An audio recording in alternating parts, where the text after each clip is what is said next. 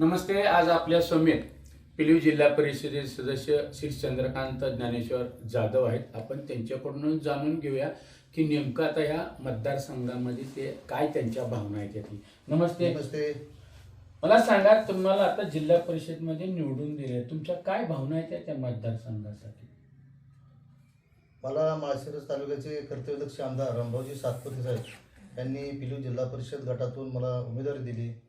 मला त्या भागातील मतदारांनी माझ्यावर विश्वास टाकला आणि त्या विश्वासास मी पात्र राहून निश्चितपणे पिलीव जिल्हा परिषद गटामध्ये असणारे शेतकऱ्याचे सर्व प्रश्न मार्गी लावण्यासाठी मी निश्चितपणे प्रयत्न करेन.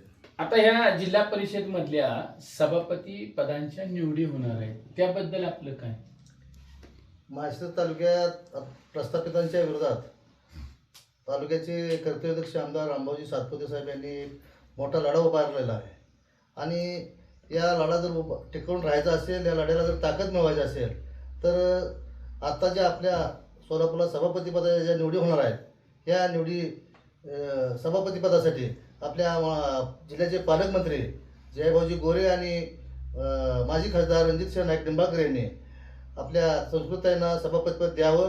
सभापतीपद दिल्यानंतर तालुक्यातील जिल्ह्यातील सर्वसामान्य लोकांच्या चांगल्या गरजा सुटतील आणि सर्वसामान्य लोकांना एक न्याय मिळेल,